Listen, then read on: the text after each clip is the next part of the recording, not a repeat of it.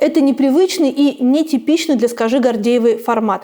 Но с желанием рассказать свою историю к нам обратился человек, воевавший с мая по ноябрь 2023 года в рядах подразделения «Шторм-Z». Обычно туда берут бывших заключенных.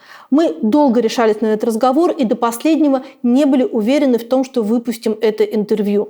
Но эта история слишком уж общая для страны, и не замечать ее было бы лицемерием. К тому же, раз уж мы взялись фиксировать время, то сложных разговоров не стоит избегать.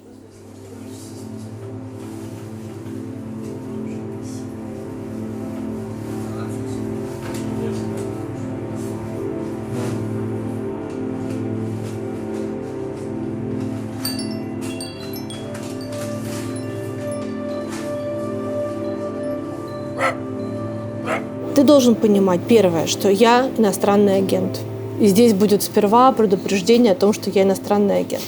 Разговаривать со мной не запрещено законом, но это должно быть твое какое-то добровольное решение, как говорить, с открытым лицом говорить, с закрытым лицом говорить, и вообще говорить ли. Потому что мы можем сейчас разойтись. Не, это понятно. Лучше лицо заретушировать, а говорить вообще, я, в принципе, буду говорить такие темы, которые касаются всех, о том, что, так сказать, особому контингенту, который пошел, не производятся все выплаты. Можно сказать, так кинули, коротко, если говоря. Особый контингент – это заключенные? Да.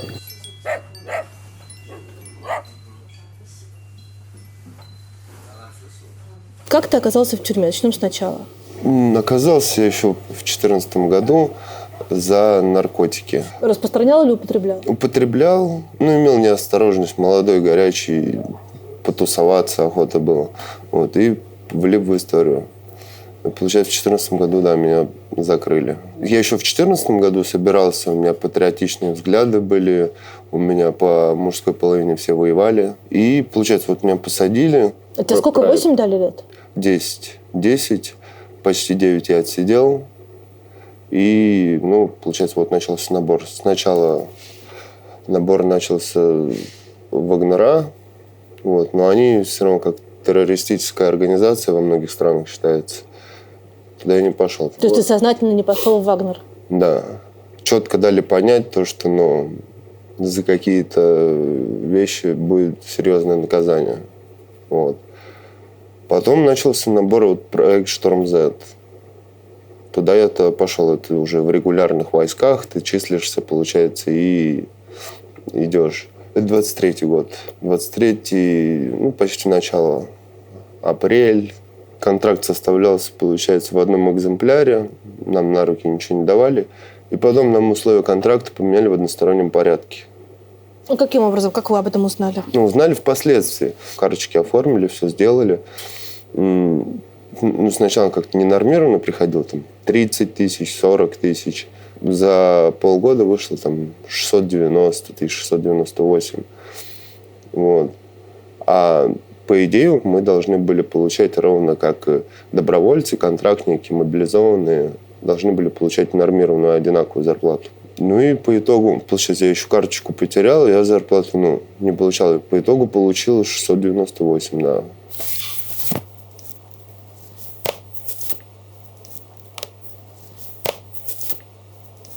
Я не могу понять, а в чем идея? Почему люди, которые в ЧВК и в Шторм-Z, они ходят в таких... Допустим, она первоначально для того, что когда ты потеешь, она впитывает влагу и на детский праздник они приходят поздравлять школьников с чем-нибудь, они же не потеют. Кто-то также, блюрит лицо свое. А чего вы боитесь, если вы защищали права и интересы? То в регулярных войсках мы не закрывали лица. Она, допустим, единственное удобное, чтобы лишний раз, допустим, теплоизлучение, допустим, не шло. А с частных военных компаний ты в террористическом, так сказать, сообществе. И в любой другой стране, допустим, тебя будут воспринимать как террориста, да. А в какую другую страну собираются бойцы ЧВК «Вагнер»? С какими целями? Может, он также закончит свою эту карьеру в ЧВК «Вагнер» и полетит отдыхать куда-нибудь. Я не очень понимаю, когда есть у человека такая работа убивать людей. И он типа убивал людей, а потом такой поехал с детьми в отпуск. Если ты просто убиваешь людей от того, что любишь убивать, да, это уже другой вопрос. А когда ты там это делал за государство и за то, что чтобы это закончить, или...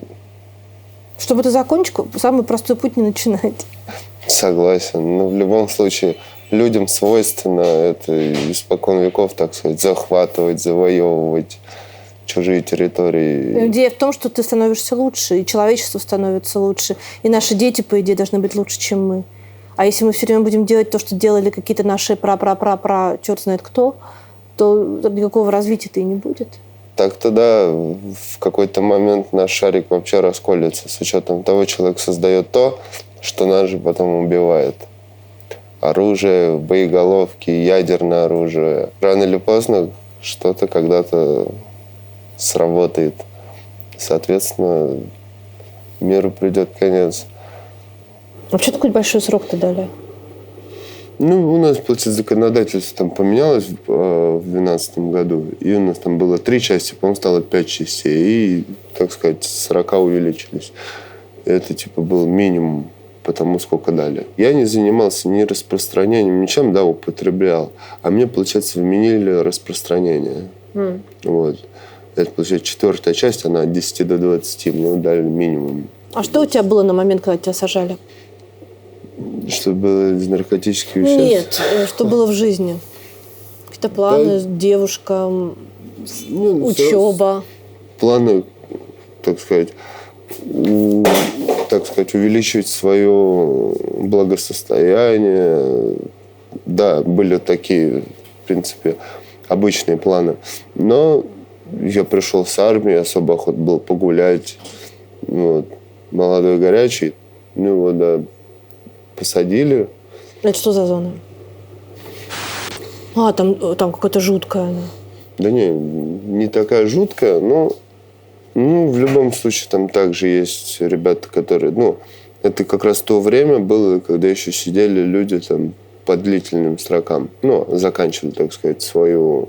Хотя кого сажали там в конце 90-х годов, начало 2000-х. Я приехал, в принципе, вообще сам молодой был, да. Объясняли, подсказывали, что, как в лагере. А русская тюрьма может кого-то исправить? Тебя тюрьма сделала лучше? Вы, наверное, видели, да, мой слоган? Слоган, да, я его даже себе сохранила. Тюрьма не исправила, война не убила? Ну да. Как не исправила, в любом случае, какое твое нутро есть, и что ты можешь, допустим, плохого делать или хорошего, это не поменяет, допустим, твой взгляд. Как школа жизни, в любом случае мы к чему-то приходим, когда взрослеем. Но исправить, допустим, она тебя не исправит. А какие-то моменты, наоборот, может ухудшить. Если, допустим, не дай бог, у человека, он потеряет близких родственников за это время, он приходит с тюрьмы, куда ему, на какую работу устраиваться, нигде, допустим, не берет, как волчий билет. И все, и что ему дальше делать? И у него, соответственно, начинается, допустим, какая-нибудь преступная деятельность опять. То есть, если бы ты вышел из тюрьмы, как все шло своим ходом, то ты бы здесь оказался с волчьим билетом, и никто бы тебя ни на какую работу не взял. Ну да. Поэтому единственный способ выйти оттуда для тебя был через контракт. Да, получается, контракт, помилование, второй шанс. Это не очень честно со стороны государства, мне кажется. Неравные исходные. Неравные исходные. То есть или ты выходишь вообще никем, или ты выходишь... Да, ты можешь умереть, но ты выходишь с деньгами, ты выходишь с положением, и ты выходишь с погашенной судимостью. У нас, да, жизнь равна, и мы ее не можем равнять, пока там не добьемся каких-то весомых статусов. В плане, допустим, тебя не заставляют, тебе дают право выбора, а ты уже сам выбираешь. Ты выбираешь не из двух равных. Да. Тебе дают право выбора. Вот ты сидишь на зоне, и тебе предлагают выйти через, в общем, другое преступление, через убийство других людей. Это окей? Ну, это уже, как сказать, разговор о морали. Конечно, убивать людей – это плохо в любом случае. Но вот эта специальная военная операция, как по моим понятиям, как я все знал и понимал, то, что она была необходима. Она была необходима. А ты где это понимал? В тюрьме? Ну да, историю России я знал, понимал. То, что там в 1963 году мы не установили там ядерные боеголовки. Сейчас была возможность в Америке сделать это на Украине. Вот. Начались не полномасштабные действия, получается, а началась специальная военная операция. Ты думаешь, что это специальная военная операция против Украины, которая должна была остановить Америку? Это никому не секрет, то, что вот эти две державы между собой, так сказать, соревнуются, в каких конфликтах и там и наша страна, и другая. Ну и с учетом того, как просто промыли мозги украинским гражданам, они просто нас категорически не хотят воспринимать и прям вот категорично настроены радикально против нас. Но есть те люди, которые не согласны с тем, то, что началась война, потому что у нас очень история, которая нас, так сказать, концы соприкосновения. Ну, у многих родственники там были, у них также здесь. Вот. Некоторые друг от друга отказались. Ну, подожди, разве можно убивать человека, даже если он настроен против тебя? Ну, понятно. Ну, так сказать, право выбора им не дали. Их, так сказать, за русскоязычность там брали просто и расстреливали. Кто сказал? Просто с теми ребятами, которые там живут. Мы, получается, виделись и рассказывали, да. Некоторые, допустим, также и не согласны. Некоторым без разницы, кто станет, по чьим флагам. Самое главное, побыстрее бы это закончилось.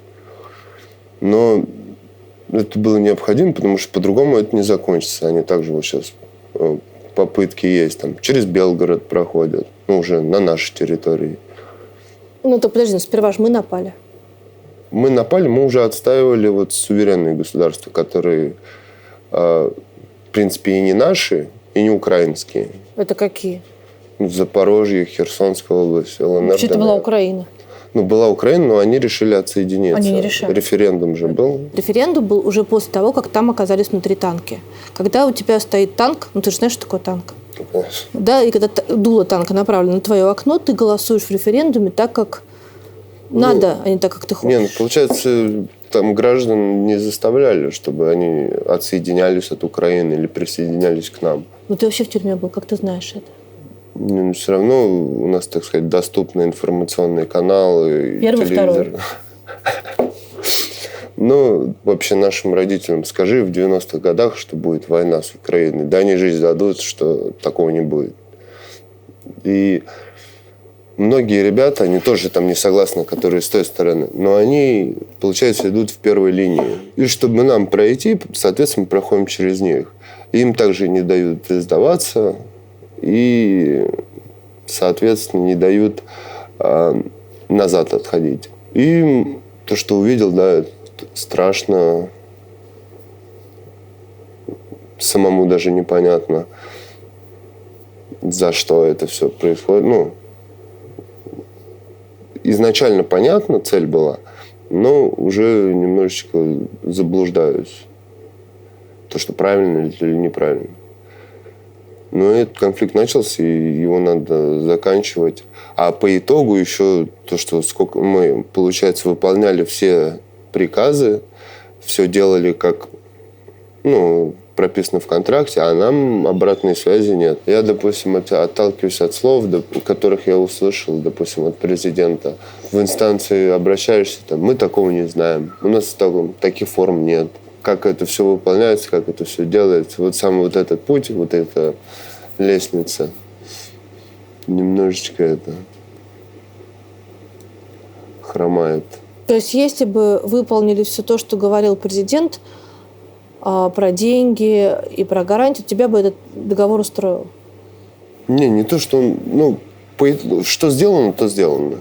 Допустим, я изначально шел с одними мыслями, целями, а посмотрел, увидел, как это все происходит, допустим. То, что с той стороны такие же есть нормальные люди. Но у них там не остается других шансов. Так и у вас, получается, не остается. И у нас не остается. Жизнь человека одна. Да, одна. Но в любом случае, также ты можешь умереть, так же, как Крокус Сити Холл. Вот этот террористический акт.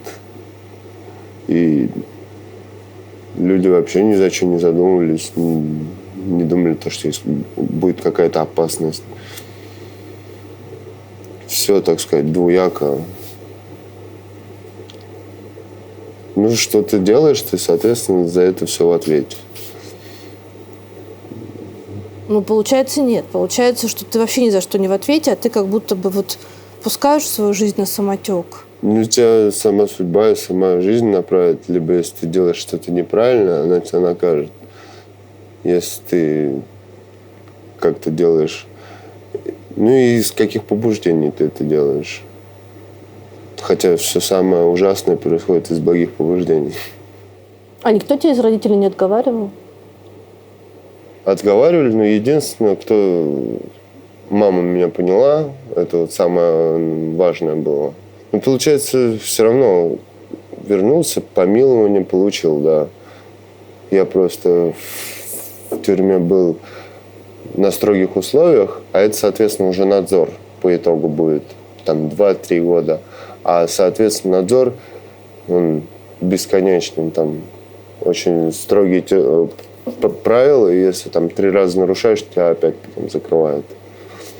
А так у тебя нет надзора? Нет надзора полностью. И судимости нет, получается? Ну, она погашена, да. Вот.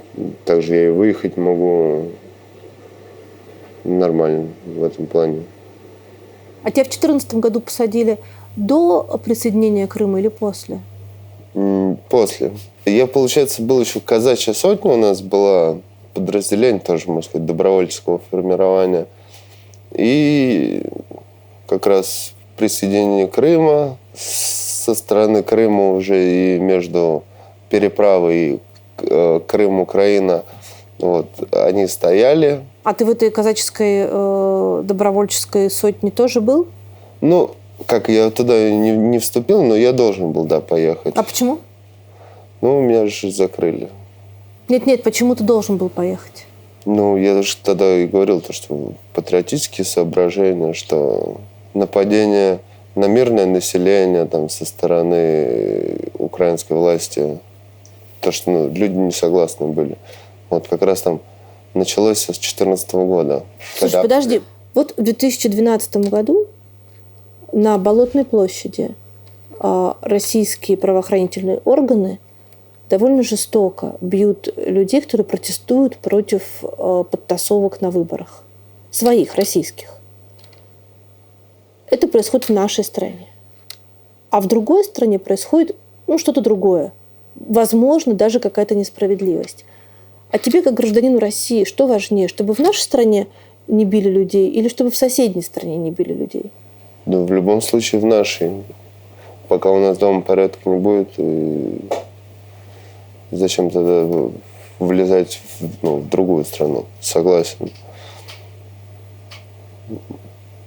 Но это, так сказать, осталось внегласно. Никто, допустим, за это не знал. Я на митингах не выступал, и не знал, допустим. Ты ничего не знал про это?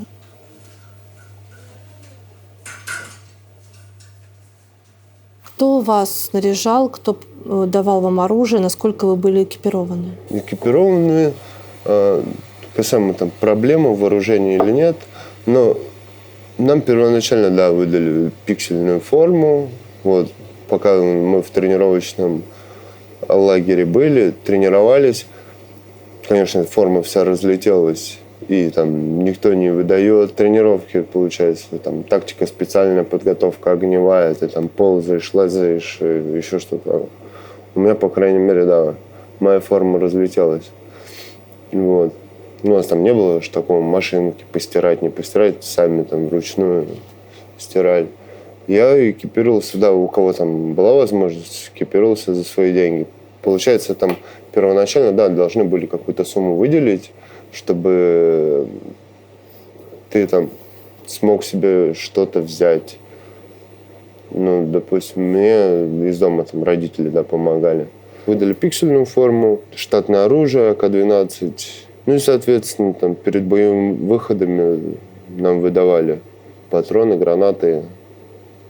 Ну и вообще, так сказать, для выполнения задач и для наших, так сказать, оружий все было. Никакого нехвата, в принципе, не было. А форму ты сам купил? А Да, броник? Плитник. На плитник я Плитник — это купил. бронежилет. Это сам жилет, а в него ты уже вставляешь пластины. Да, на плитник я брал форму, покупал уже впоследствии, которая удобная была. Ну, в любом случае ты, если хочешь увеличить там какие-то свои шансы, сделать, так сказать, форму удобнее, чтобы тебе удобнее двигаться было, да, ты сам покупаешь. То, что как в частных военных компаниях, нет. Там уже все, в принципе, на высшем уровне, так сказать, снаряжение, все. А тут, как в регулярных войсках, там первоначально тебе дают пиксель. Ну, по итогу вроде бы как перешли на флору. Ну, не на флору, а на мультикам. Ну, это что такое? Ну, это форма такая натовского образца. Такая цвет не хаки, а песочного цвета, там, для городских условий. Сколько в Шторм Z было? У тебя что было? Подразделение? Рота. Сколько там было человек? 120. Где вы дислоцировались? Окраина Донецкой народной. Поселок. Сколько из вашей роты человек выжило? Ну, кого мало вернулось, да.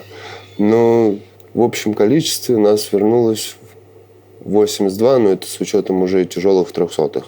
Угу. Вот. А первоначально у нас, получается, не с одного лагеря забрали, а с управы. С управы вышло там 240 человек. Вот. Ну и по общей количеству, половина, да, где-то вернулась. А кто эти люди были? Вообще, которые тебя там окружали? Это все были бывшие заключенные? Ну, непосредственно Шторм Z, да, это все заключенные, которые с мест не столь отдаленных. Ну, соответственно, мы также плечом к плечу работали и с мобилизованными, и с контрактниками. Ты говоришь, работали, такая работа. А это было вот за деньги, за идею или за освобождение? Ну, вот как раз-таки 3 направления, 3 ответа, да. Кто-то за деньги, кто-то за свободу, кто-то за идею. А кого было больше? Мне кажется, за свободу больше, да. Ну, первоначально все так и шли, да. Я, допустим, шел, да, за идею, за патриотизм, и то, что это надо. Потому что я 9 лет отсидел, ну, мне год оставался. Для меня это удивительно. Если бы у меня был срок 10 лет, и мне оставался бы год, и меня спросили, хочу я убить человека, хотя бы одного, но выйти раньше на год. Я бы так не сделала. Ну, для меня это, на самом деле, очень такой серьезный, тяжелый шаг был. Не то, что я там желал убивать, но... Ну, ты же не в балет идешь, на войну идешь, там вот. убивают. Я понимал также, что могу умереть, и был ранен, но сделал этот шаг, соответственно, мне нести, да, этот груз, этот крест. Но, по крайней мере, увидел то, к чему бы я не пришел, не пойдя туда. А что ты увидел? Ну, то, что брат брата убивает. Да, там также есть нацбаты, которые также выставляют заградотряды против граждан, которых там мобилизовали, так сказать, на улице поймали и отправили. Ну, я говорю, которые в первой линии. И, соответственно, у нас также был канал для сдачи в плен. На него выходили.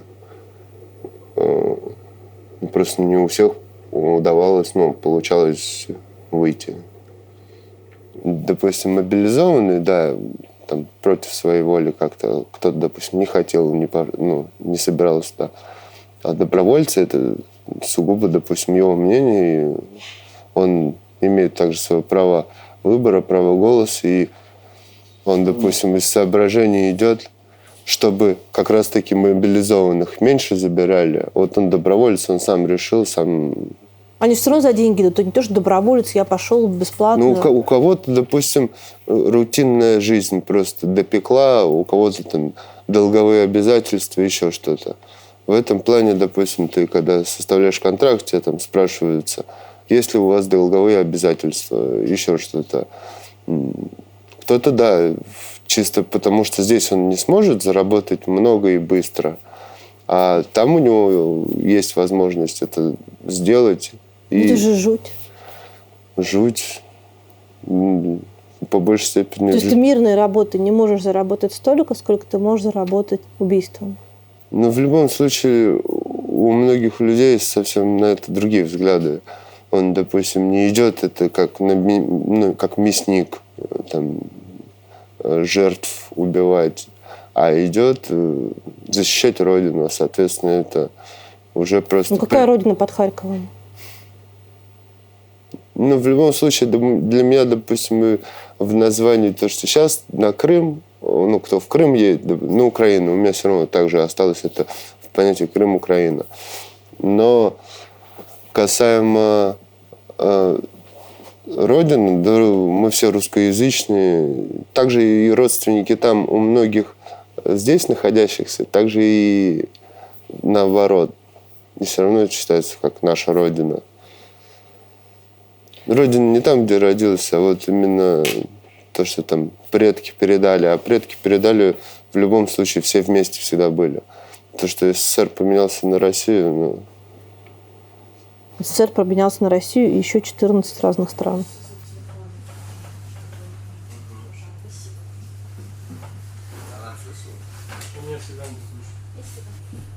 А если бы ты погиб, ты бы за что погиб? Ну, первоначально за что шел? За патриотизм, за идею. А можешь ее сформулировать, эту идею? Мне, так сказать, особо непонятно, какие цели у нас, допустим, у правительства, для чего это начинался этот конфликт, и сколько людей, столько и мнений, и сколько говорится, допустим, за этот конфликт. То, что он правильно, неправильно, люди в любом случае будут за это говорить и обсуждать, и мнений будет много. Но первоначально, допустим, если мы ввязались, да, в этот конфликт, это у нас вот здесь под боком. И если бы мы, допустим, бездействовали, неизвестно, какие вытекающие были бы. То есть получается, что ты бы погиб в драке, которую не ты начинал, но она уже началась, и ты к ней присоединился? Ну да, в принципе, как у нас в жизни и бывает, мы всегда там страдаем либо за кого-то, либо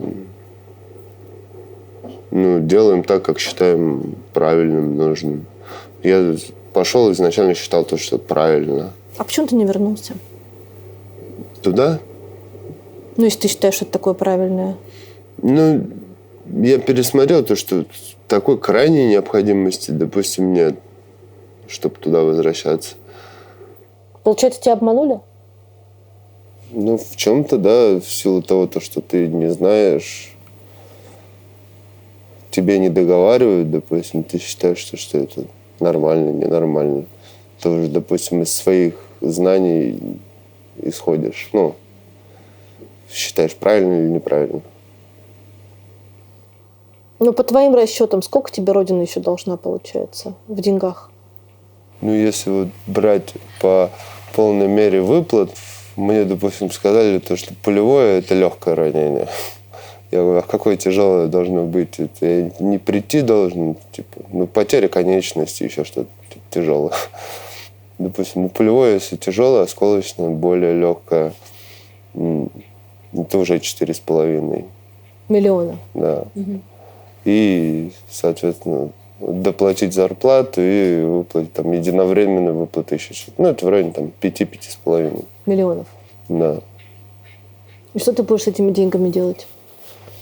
В любом случае потрачу на улучшение своих, так сказать, не благосостояния, а улучшение. Начну какой-нибудь бизнес свой. Вот. Помогу родителям, так сказать, восполню то, чем они мне помогали за это время, пока я был там, пока пошел на СВО. Родственники считают тебя героем или пострадавшим, или человеком, освободившимся из тюрьмы? Как они к тебе относятся? Да, касаемо героизма, тут, в принципе, нет такого героизма. И я, допустим, себя таковым не считаю, героем. А также, допустим, у родителей тоже двояко очень по одному смотрят. Он считает, что немножечко неправильно. Мама, допустим, как изначально меня поддерживала. То есть отчим был против того, чтобы ты пошел на войну? Да. А что говорил? Говорил, я тебе руки не подам. Я говорю, здороваться не будем. Ну, а сейчас что? По крайней мере, допустим, я знаю за себя то, что я невинных граждан не убивал, ни над кем не издевался. Но то, что убийство, да, я так по-прежнему считаю, то, что это ужасно плохо. Но...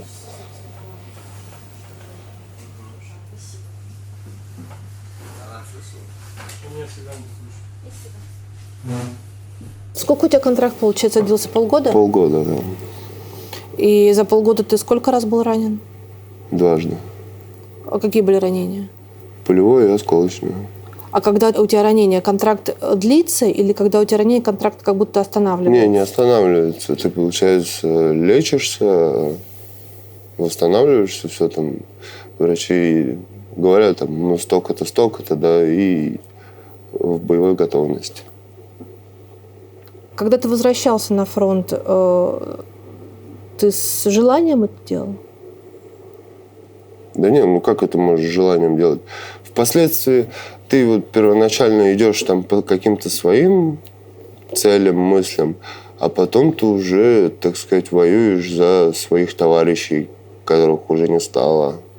Потому что у каждого, там помимо того, с других лагерей, также есть с одного лагеря.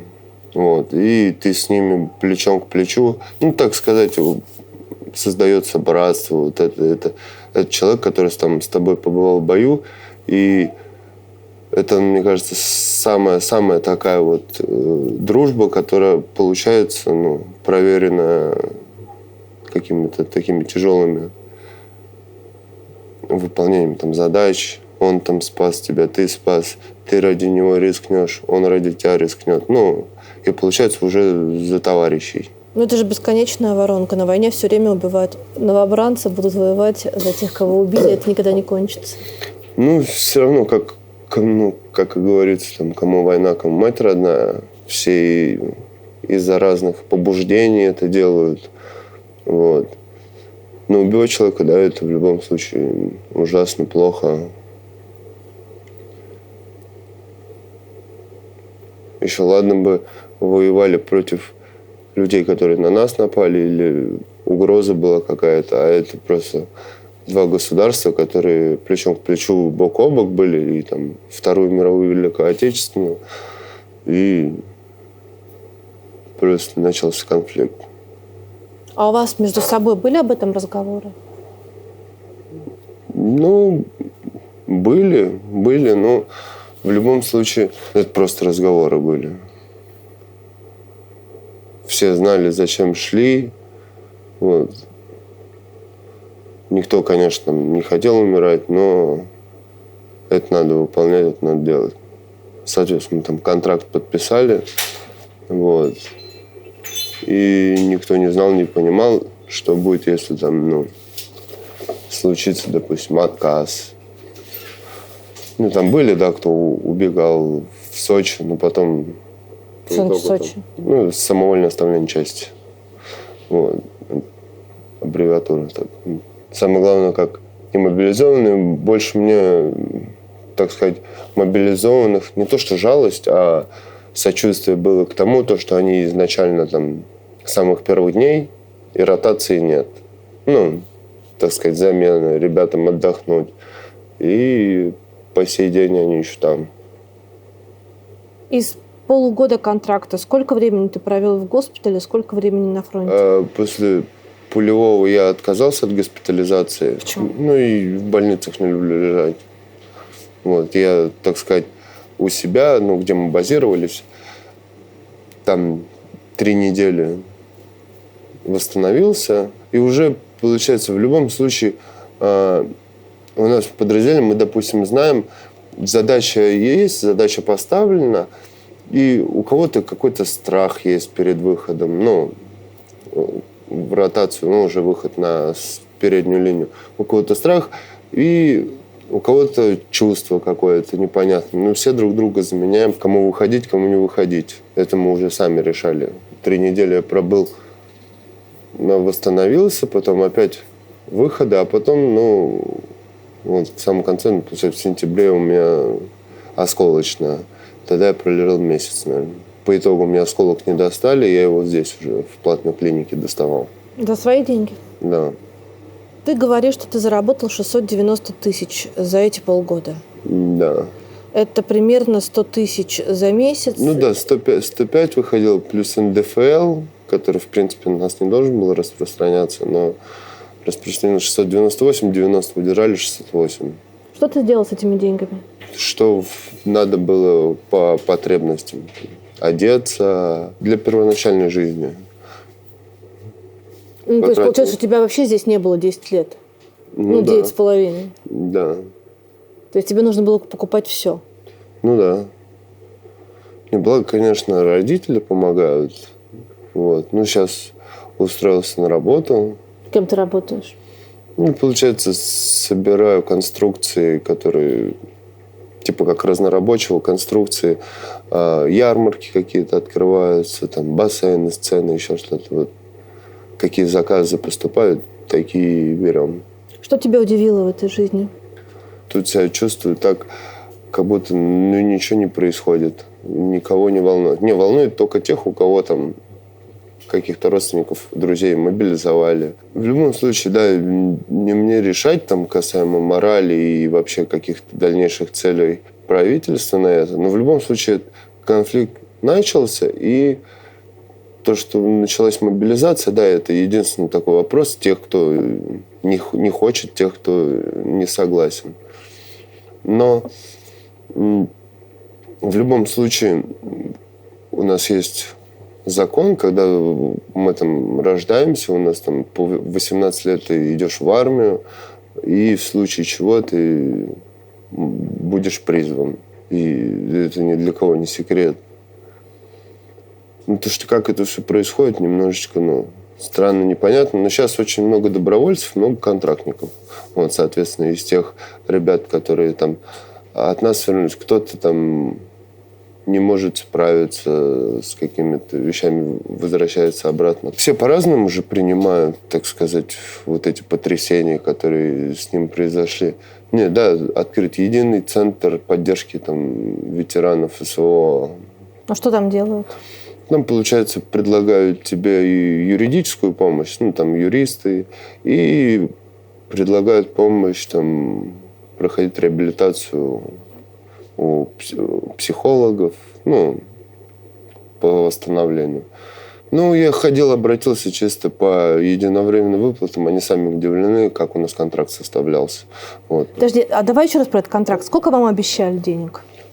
Получается, обещали по 200 тысяч зарплата. В месяц. И тогда у тебя было бы 1 200 000. Да, потом единовременная выплата, она вообще дается от губернатора или от мэра. Исходя из контракта, просто контракт большой, у нас времени не было все просматривать, связи не было, телефонов, допустим, отфотографировать все. И поток большой был, у нас было 240 человек, это надо было все быстро всем сделать. И, получается, и по ранению очень странный момент, в принципе, как наш президент говорил, то, что у нас одинаковые условия и с контрактниками, и с мобилизованными, а по итогу у нас страховые выплаты, легкое ранение 50 тысяч, тяжелое 300. Но даже этого нет. Начинаешь... Я слышала про миллионы за ранение. Миллионы, да, по идее, 1,5 миллиона легкое, 3 миллиона тяжелое. Так должно было быть. Решаем эту проблему, обращаемся туда. В военкомат сначала меня отправили на ВВК. там Вишневского, а Вишневского там говорят, а мы типа не делаем ВЛК. Также на ветеранку в областных регионах нормально выдают, у нас приостановили. Что такое ветеранка? Ну, ветеран боевых действий, удостоверение. Вот сейчас жду ответа, когда мне его дадут. А что тебе с этим удостоверением? Ну, там льготы получаются там на коммунальные услуги, оплату, на проезд, еще где-то. Ну, я так не смотрел особо критерий, где оно используется. Но льготные какие-то есть. Вообще, какая хреновая должна быть у людей жизнь, чтобы они свое тело, ну, в смысле, вот ранение, да, это же больно, во-первых, во-вторых, это, ну, какое-то увечье на всю жизнь, свою безопасность, в общем, во многом жизнь продавали за деньги. Ну, в принципе, сейчас время такое, за деньги люди многое делают. За деньги, да. Вот. А так, да, это страшно. Но в любом случае, когда ты в регулярных войсках, ты не спрашиваешь, там есть у тебя нормированная зарплата, а то, что ты за деньги, не за деньги, тебя призывают. Когда там частные военные компании или добровольцы, да. Но когда кто-то что-то научился, или он больше ничего не умеет, допустим, делать, и он с этим хорошо справляется. И то, что страх смерти его особо уже не пугает. А ты боялся умереть? Да, боялся, было очень страшно. Вот. И иной раз ты даже, необдуманно что-то делаешь. В любом случае, надо выполнять. Вот. Страшно, мне кажется, вообще в нашем организме самая сильная черта – это страх. С кем-то он сыграет хорошую шутку, с кем-то злую. Кого-то там застопорит, а кто-то, наоборот, будет действовать. Все до автоматизма. А получается, что с тобой вот в этой роте были люди по разным статьям. И по наркотикам, и по убийствам, и по изнасилованиям. Почему хочешь? Нет, за изнасилование у нас в подразделении не брали. Это, получается, тяжелые статейники, и там не разбирается, случайно это было, потому что также есть такие ситуации, когда там человек за изнасилование попал, там, были такие случаи, там, они в гражданском браке живут, он там от нее ушел, она написала за изнасилование, все, там по факту все посадили, а потом они опять вместе сходятся, а она к нему еще на свиданку ездит. Он сидит за изнасилование. Вот. Но в этом не разбираются, за изнасилование никого не брали. Ваше подразделение, так. А убийство? Кто за убийство, да, брали. По ночам тебе что больше снится, война или тюрьма? Бывает снится, да, все вперемешку бывает. Бывает только какие-то там боевые действия. Бывает там война с гражданской жизнью, с обычной. Почему люди, вернувшиеся оттуда, не могут строиться в обычную жизнь, бухают, там какие-то бесконечные истории? Многим тяжело с этим жить. У меня, допустим, отец, он также в Афганистане был. Вот. Это также тот же, в принципе, ненужный конфликт был. И он не смог с этим смириться. Он один раз вообще гаубичником был, а потом оказался на зачистке. И увидел все то, что происходило. Ему тяжело было с этим смириться, жить. Он искал, так сказать, поддержку в стакане. Я считаю, что у меня в этом плане нормально. Нет каких-то таких заскоков. Есть какие-то моменты, которые, допустим, остались еще с того времени, допустим, резкие звуки, громкие, но чисто это рефлекторно. Ты на это внимание обращаешь, все что-то. А так в целом, меня, допустим, не накрывает, я не хочу там никого убить, еще что-то. А обида за то, что тут все живут, шарики, весна, красота. То, что такое... обида, и мне как раз-таки чтобы люди понимали, допустим, не к тому, чтобы все ринулись помогать или еще что-то делать, то, что понимали, то, что есть конфликт, и понимают те, у кого, да, только друзья, допустим, или близкие родственники. Я недавно в одном аэропорту драку видела между теми, кто оттуда шел, и людьми, которые вылетали в Москву.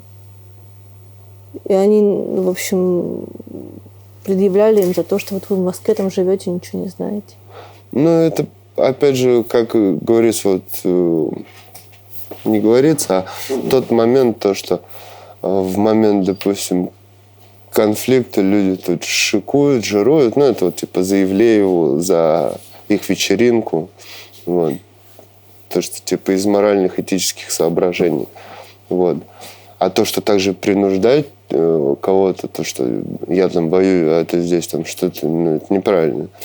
Все гонят на Ивлееву с ее вечеринкой, но почему-то никто не замечает, что люди, которые послали всех на войну, министры, депутаты, чиновники, они ездят на шикарных машинах, едят в прекрасных ресторанах и точно так же шикуют, как и шиковали до того, как это все случилось. Ну, виновата Ивлеева? Не, я согласен, но это самое главное, чтобы не выделялся. Ну, это уже как бизнес-класс, допустим, у чиновника какого-то, это норма. Ну, это если он уже перешел на какой-то там премиум-класс, еще что-то, там, на Феррари приехал, да, он выделился, соответственно, к нему пристальное внимание началось. То есть как все на БМВ? Ну да. Это просто во всеуслышание, это попало во все посты, и вот, да, чисто из-за этого, так сказать, была огласка, придано огласке. А к вам приезжали вот эти звезды, которые ездят на Донбасс? Ну, никого не видел, никто не приезжал. А это надо? Ну, я не знаю, это поддерживает боевой дух, допустим. И также я сейчас собирал, у меня остались, допустим, из мобилизованных друзья, товарищи, гуманитарную помощь вот мы собирали с Марией и письма из детского приюта от детей солдатов. Вот, передавали. Нам там, ну, тоже из одной организации привозили, ну, гуманитарная помощь. Это в плане... что гуманитарная помощь? Ну, гуманитарная помощь, она, допустим, входит раньше, как это было, допустим, неправильно, что там тебе передается какие-то индивидуальные средства защиты, еще что-то. Гуманитарная помощь, медицина и, допустим, еда, которая там долгого хранения. Вот.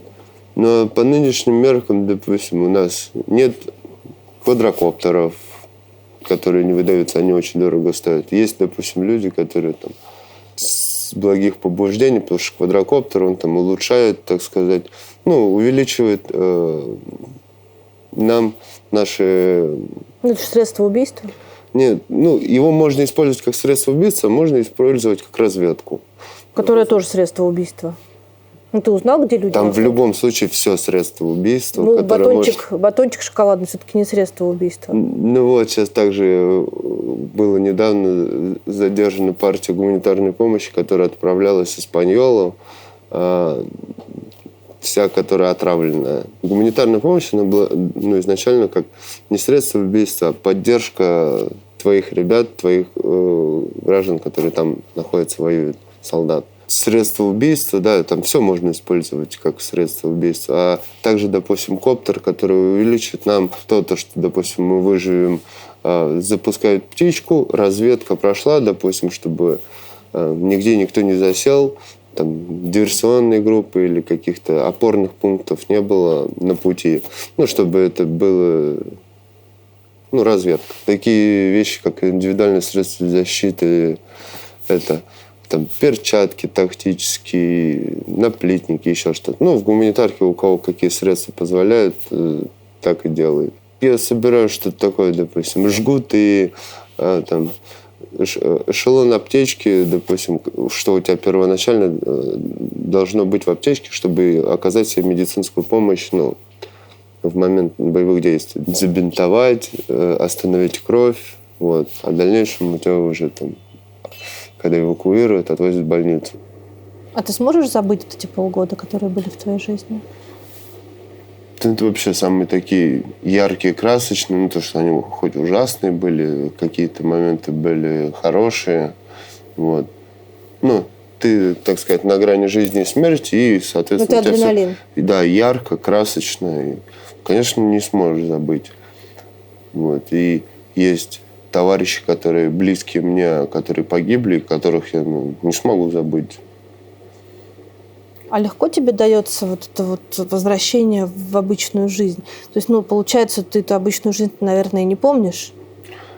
Да, все равно вроде бы длительный срок, 9 лет, но все равно он пролетел. В принципе, когда там вспоминаешь какие-то моменты оттуда, да, это очень долго. Какие-то моменты, допустим, появились новые, которые мне, допустим, не то что тяжело даются, но так же, как в магазине, допустим, подходишь, на кассе она там дает тебе чек и говорит: иди дальше, я не пойму просто, что, оплачивать не надо или что?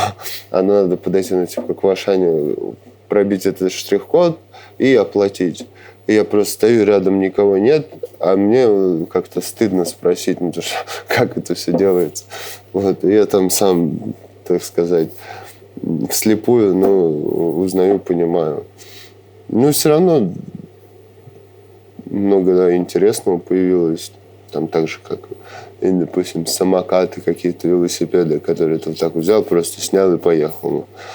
Вроде бы уж не пешком идешь и быстрее передвигаешься до места какого-то. Как ты думаешь, могла вот это все улучшение жизни в России, в Москве обойтись без войны? Неизвестно, что бы было, если бы не началась специальная смотри, военная я тебе операция. скажу так. Если бы на нашу страну кто-нибудь напал, да я бы в первых рядах пошла ее защищать. Но все вот эти вот, если бы мы не напали, то кто-то бы на нас напал. Это же ерунда. Да, это... Но в то же время это как, бей первым, чтобы... Вот какая тюремная история. Отчасти, да, отчасти, допустим, что-то и жизненно. Ты сам понимаешь, что назревает конфликт. И надо самому действовать, чтобы, допустим, не получить. Но это уже началось. Это началось, и, допустим, может, и не без нашего участия там, просто специальная военная операция, да, началась намного позже. Возможно, надо было это все и раньше начинать. Я не знаю, миротворческие какие-то войска вводить. Нас же не просили об этом. Нас не просили, но, соответственно, это государство, которое нам близко, которое раньше было даже в нашем составе. Не в нашем составе, а был в составе СССР. Большого Советского Союза. Может быть, даже не все хотели в нем находиться, но уж так пришлось. Да. Хорошо, вот предположим, ты оливье с мясом делаешь или с курицей? С мясом. С мясом, а я с колбасой. И вот я убеждена, что оливье нужно делать с колбасой, а ты с курицей. Я прихожу, чтобы заставить тебя делать оливье, как я хочу, как я считаю правильно. Мне кажется, что такой классический рецепт. Я просто нахрен разношу твою квартиру, доношу какие-то увечья твоим родственникам, а потом ставлю миску с своим оливье и говорю: ешь. Вот это правильное оливье. Это так нормально? Это в чужой монастырь со своим уставом, да. Это неправильно. Но также, допустим, видишь людей, которые там и поддерживают нас, так сказать, войска российской армии. Но ты не от всех понимаешь, что да, это нет. Мы приезжаем, и там бабушка выходит и перекрещивает нас. Перекрещивает, либо благословляет, либо хоронит. Непонятно немножко, но опять же, некоторых людей это не устраивает сам конфликт, им без разницы, кто у власти будет. В логике людей, что до 2014 года у них дома стояли, огороды росли, и жизнь была. А после 2014 года все это пошло прахом. Да, в любом случае это же не останавливалось. Мы сколько приглашали там, Минские соглашения, еще что-то. Так Минские соглашения были уже после того, как мы танки ввели сперва. Но в любом случае также было право выбора это все остановить. Но не останавливали же. Даже сами граждане той страны. Думаешь, у них была возможность? Была. была и у той стороны, и у стороны, которая, допустим, ну, нас поддерживает. Была возможность, но этого не сделали. А касаемо морали, да, убивать людей – это ужасно, плохо. Но когда ты просто беззащитных людей убиваешь, или когда вооруженных людей убиваешь, это, ну, немножечко тоже иначе. Человек также на тебя наставил автомат, он также тебя хотел убить. Ну да, единственный момент, как ты там оказался, но мы прибыли там, где уже происходил конфликт, ну, в полной, так сказать, мере. Вот. И мы продолжали, и я так считаю, вот, я смотрел то, что и награды там даются другим за взятие Марьинки, но двинулись благодаря, допустим, нам. Потому что у нас было там самое тяжелое направление. Мы прошли, толканули, а, соответственно, там уже дело осталось за малым. Здесь вот все заставляют говорить специальная военная операция, нельзя вроде как говорить война, хотя уже вроде как все говорят. А там как говорят? Линия фронта, ленточка, ну это как типа самый рубеж соприкосновения, линия боевого соприкосновения. Ой, прям так все вот там красиво говорят. Мы на линии боевого соприкосновения. Ну да, так Да? и говорят, и есть, допустим, передок, но это, допустим, у нас так в обиходе. А в любом случае сейчас, допустим, нет такого звания, еще что-то. Есть позывные. Позывные, допустим, чтобы не знали там, какого-то звания, чтобы высоких званий, потому что, так сказать, за ними охота. Так же, как и на самой линии боевого соприкосновения, если у тебя кобура и пистолет, соответственно, к тебе будет уже жесткий подход, если там тебя будут брать в плен, так сказать, демонстративно над тобой там издеваться и убивать. Потому что пистолеты даются только офицерам. А у тебя какой позывной был, можно говорить? Почему? Ну, у меня, так сказать, витамин было погремуха, так сказать. Вот, это сокращенно. Погремуха – это кличка по-тюремному. Да. Почему у тебя такая была? Ну, сидел за амфетамин, а это противоположная сторона. Витиевато. А они знали твою кличку, потому что с тобой пошли твои как соседи, сокамерники? Ну, кто-то, да, поменял, а кто-то оставил, допустим. Угу. Но в основном позывные там делаются, ну, твой город, допустим. Угу. Многих там, нескольких было ребят, там, Москва, вот Тула была, ну. Много там москвичей вообще? Ну, да. И самое главное, когда их видят, встречают, удивляются.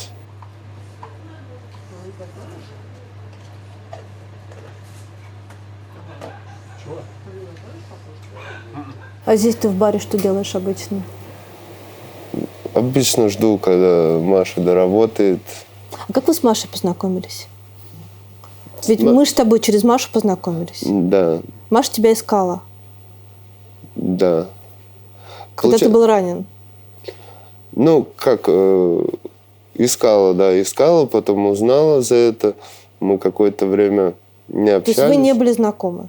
Не, на тот момент уже были знакомы. Были знакомы, пока я пребывал, ну, вообще, так сказать, с одного района. Вот. Но познакомились впоследствии, пока я был в тюрьме. По переписке? Ну, да. И, так сказать, все пошло, завертелось, закрутилось. А с Машей ты советовался, когда пошел? Маша тоже была категорично не согласна. А сейчас простила, получается? Ну, тоже это, так сказать, дело лично каждого, но, допустим, что она узнала, услышала, у нее немножечко мнение, допустим, поменялось от первоначального. Вот. Там так же, как и у друга Дани, у него было такое же мнение, допустим, как у вас. Но впоследствии он немножечко на это пересмотрел. Допустим, я же не выбирал, начинать этот конфликт или нет. Я изначально, допустим, также сейчас придерживаюсь, что брат брата убивает неправильно. С учетом того, что у нас есть, допустим, другие люди, которые, допустим, желают нам смерти или в какой-то момент воспользуются ситуацией. Но, допустим, это все началось, и с учетом того, как они категорично настроены против нас, возможно, это было и перетекло просто на какие-то наши границы. Я думаю, что они категорично стали настроены против нас после того, как уже мы к ним пришли. И это объяснимо. Нет, это объяснимо, но немножечко необъяснимо, как они к этому пришли. Еще до этого они были, так сказать, до начала специальной военной операции. Но это шло, допустим, с правосеков, там, Львов, оттуда. Они всегда были, немножечко нас недолюбливали. А касаемо за москалеем многие говорят, вы там зажравшиеся, еще какие-то, без этических каких-то соображений, морали, и вообще вы там на всех со своей Москвы плюете. Это здесь также обычный... так такое тебе в Челябинске скажут. Да, в любом областном городе так скажут. Но там они считают прям... с учетом того, что они там героинизировали Галича, Бандеру, и это уже... Это их страна. Их страна... в любом случае, она с нами очень плотно соприкасается. Соседи, как и родственники. Просто если что-то, допустим, пошло не так, как я сказал, допустим, если там натовские войска там установили какую-то ядерную боеголовку... Но они же не установили. Этим, так сказать, воспрепятствовала специальная военная операция. Просто если бы установили... ты себе установили. Это были бы, рычаги воздействия очень хорошие с их стороны. Я, допустим, считаю, что это как раз-таки более оправдано введение специальной военной операции. А я, например, считаю, что если бы деньги, которые потратили на ведение специальной военной операции, потратили бы на то, чтобы вернуть вас из тюрьмы, социализировать, дать вам работу и нормальное пособие, и какие-то подъемные деньги, чтобы не нужно было их зарабатывать тем, чем вы зарабатывали. Это было бы гораздо более справедливое распределение денег. Может быть, было лучше, но к этому никто не хочет прийти, это никто не начинает. Допустим, элементарно сейчас очень большой поток за наркотики сажают. И если бы сделали какие-нибудь программы по реабилитации, лечению, еще что-то, не сразу, допустим, поймали тебя с наркотиками, еще что-то, не разобрались, как ты к этому пришел и почему ты это делаешь, а сразу сажают, а просто, так сказать, лечили, давали бы тебе какую-то возможность, было бы правильно, но этого нет. И никто, допустим, не хочет этого начинать. У тебя есть какие-то идеи о том, как это может вообще закончиться и когда? Этого никто не знает. Но чтобы и с той стороны одумались, я думаю, если они пойдут нам навстречу, то А как они пойдут вам навстречу, если у них уже треть страны украдена? Отобрано. Отобрано также гражданами их страны, которые не захотели, допустим, жить по нашим с ними, правилам. по нашим и по их правилам отсоединиться. Но в любом случае, чтобы больше смертей не стало, надо, допустим, прекратить и найти какой-то компромисс. В любом случае должны навстречу они пойти, а не мы. А они-то почему? Потому что мы, допустим, предлагали уже и открыты были к каким-то переговорам и к мирным разговорам, а они не согласны. И как там говорит Америка, то что будем воевать до последнего украинца. Так не говорит Америка, это говорит русская пропаганда так. Может быть. Но опять же, это, допустим, остановили бы их союзники, которые поставляют им также все больше, больше, больше техники. Перестали бы поставлять, допустим, но это все бы уже снизилось и вообще прекратилось. Ну, тогда они не могли бы оказывать сопротивление, тогда бы русская армия дошла Тогда, бы уже неизвестно куда. Ну, а тогда сейчас поставят, они нам оказывают сопротивление, и война продолжается. То есть ты предлагаешь им сдаться? Это самый оптимальный вариант. А если бы ты был на их месте, ты бы так сделал? Но я не на их месте. Ну, я не знаю, что было бы, если бы я был на их месте. Но в любом случае, допустим, если вот на нас напали, я также в первых рядах пошел бы и до последнего. Но на нас никто не нападал. Ну, не нападал, да.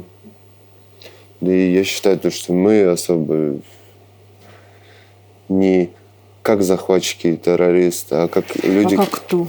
Ну, так сказать, в глазах мировой политики, да, мы захватчики и террористы, а по большей степени мы отставим какие-то свои интересы. Смотри, сейчас не трогаем даже 22 год. В 2012 году я была в Донецке, там был вот такой стадион, город очень красивый, розы, люди, аэропорт новый построили к чемпионату Европы по футболу. В 2015 году этот аэропорт, там не осталось ничего. Город весь в мясо. Людей погибло куча.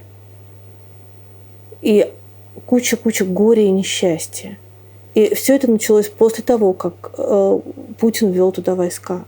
Дальше уже начались все эти референдумы, которые под дулом пистолета там, и так далее. Ну, так же, как я и говорю, знакомился с ребятами, которые живут там, и они изначально там... Одна знакомая, она с Шахтерска. Там бои доходили прям в самом городе были. Вот. И туда, получается, украинских граждан то деньгами также заманивали, чтобы они воевали за Украину, или наркотиками. Вот. Там у кого какие слабости. А там, соответственно, всяких сортов есть наркотики, были. Вот. Ну, тоже, так сказать, не мобилизовывали и не объясняли какую-то там патриотическое соображение людям, которые, допустим, должны защищать свою страну, а просто какими-то алчными, корыстными путями. Ну, это никак не объясняет того, почему мы разрушили Донецк. Ну, многое не объясняет. Ну, допустим, как я объяснил, то, что я считал, что эта специальная военная операция была необходима. И... Ты так считаешь, правда? Ну да, потому что в легкую там, могли поставить какую-нибудь ядерную боеголовку там, в Запорожье или где-нибудь. Удивительно, в свое время войну в Афганистане объясняли ровно тем, что Америка тоже может там где-то поближе к нашим границам поставить боеголовки. Америка вроде как даже не собиралась. И уж точно действиями десятилетней войной в Афганистане этих планов не отменили. Но погибло 15 тысяч человек в Афганистане. А сколько погибло в этой войне, мы не знаем. В любом случае об этом не узнает никто. Но сколько без вести пропавших и...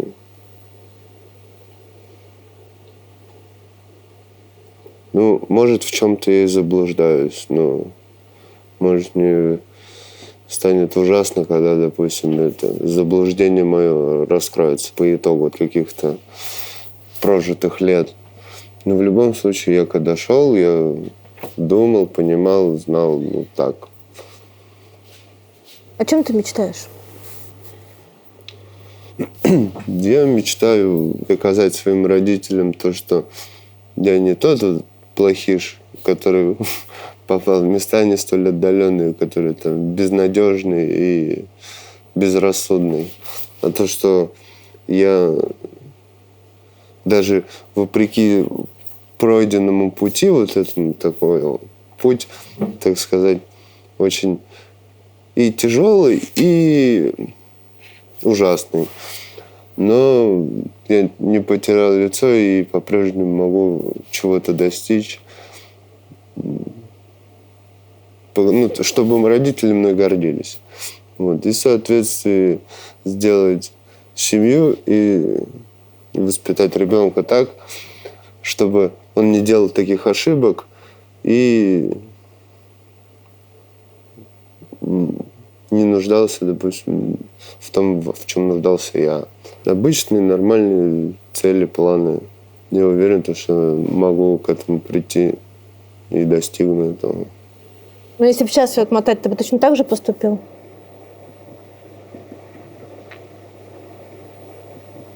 Сейчас все отмотать? Не, я бы досидел бы. Досидел бы? Да. Выбери, пожалуйста, милосердие или справедливость. Милосердие или справедливость? Милосердие.